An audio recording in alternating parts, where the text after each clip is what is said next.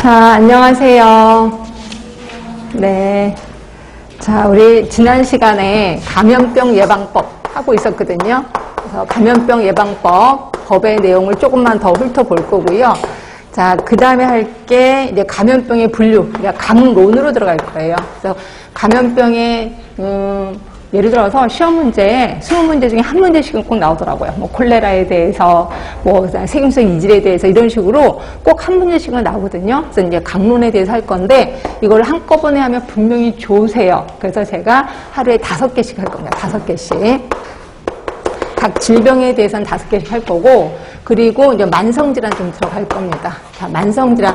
그러니까 우리는 역학적 끝냈고, 그 다음에 감염병, 급성질환이지, 그 다음에 만성질환. 그래서 크게 3개의 파트로 되어 있구나. 이렇게 보시면 되고, 만성질환에 대해서는 우리 이제 뭐를 할 거냐면, 만성질환의 특성에 대해서 먼저 언급을 좀 할 거예요. 그리고 만성질환의 그 4인 순위가 있어요. 4인 순위. 1위부터 한 5위까지는 외워두시는 게 제일 좋고요. 자, 그 다음에 얘의 예방법, 만성질환의 예방법이 있거든요.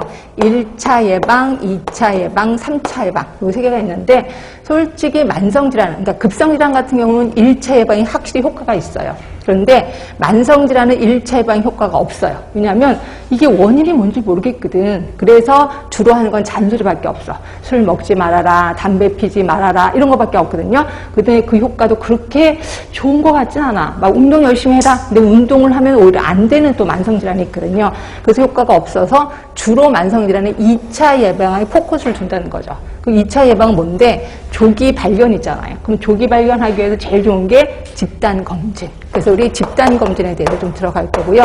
이게 이제 산수예요. 계산하는 게 나옵니다. 제발 수학 아니야. 산수입니다. 그래서 이제 집단검진에 대해서 좀 들어가는 거. 그래서 오늘 스케줄은 조금 어려울 거예요. 여러분 나름대로 계산하는 거 복잡해요. 그래서 조금 어려운 게 집단검진에서 민감도, 특이도 이런 것들이 나와서 조금 어렵겠다. 정신을 좀 잡아야 되겠다라는 생각 좀 하시면 될 것 같고요. 자, 책은 146쪽입니다. 자, 146쪽에 가시면 밑에 체크포인트, 우리 예전에 저번 주에 설명을 다 드렸죠.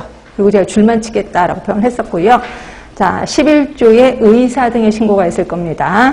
자, 의사, 치과사, 한의사는 다음 각호 어느 하나에 해당하는 사실이 있으면 소속 의료기관의 장에게 보고해야 된다. 그리고 해당 환자와 동거인에게는 이 병이 남한테 옮기는 병입니다. 라고 감염 방지 방법을 지도해야 된다. 라고 보시면 돼요.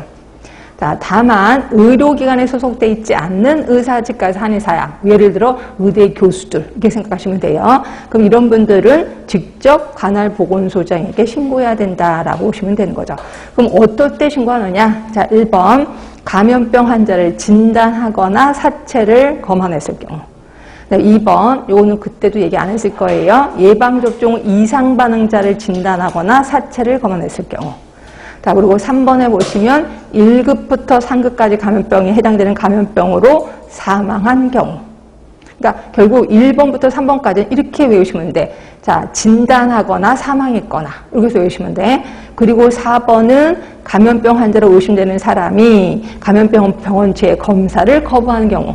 예전에 코로나19에 걸렸었는데 검사하려고 했더니 그냥 막 병원을 뛰쳐나간 사람이 있을 거예요.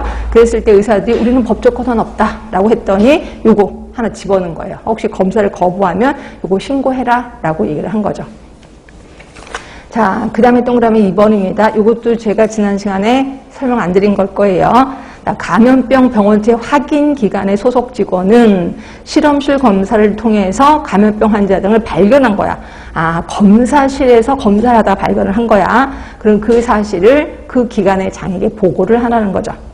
동그라미 3번입니다. 이렇게 보고를 받은 의료기관의 장, 보고를 받은 감염병 병원체 확인 기관의 장은 외우셔야 돼. 1급은 즉시, 자, 2급은 24시간, 3급도 역시 24시간, 그리고 4급은 7일 이내에 보건소장에게 신고해야 된다. 거기 질병관리청장도 하나 더 있으니까 같이 외워주시면 될 것 같고요. 그리고 동그라미 4번입니다. 자, 육해 공군, 결국 국방부 직quản 부대에 소속된 군의관은 자, 보이시죠? 그 밑에 보시면 이제 그 소속부대장에게 보고해야 되고, 그다음에 보고를 받은 소속부대장은 1급은 즉시, 2, 3급은 24시간에 보건소장에 신고해야 된다. 그런데 4급은 없어요. 표본감시 대상 감염병. 왜? 표본감시 대상 감염병은 표본감시 의료기관으로 지정받은 의료기관만 신고하게끔 돼 있거든요. 그러니까 당연히 군의관은 없겠구나라고 보시면 될 것 같고요. 그 다음에 12조입니다. 그 밖의 신고 의무자. 자, 여기서 보시면 1급부터 3급까지 중 보건복지부령으로 정하는 감염병. 자, 보건복지부령 하니까 이건 시행규칙을 보라는 거죠. 자, 시행규칙 그 밑에 박스 안에 있을 거예요. 자, 보시면 보건복지부령으로 정하는 감염병은 자, 요거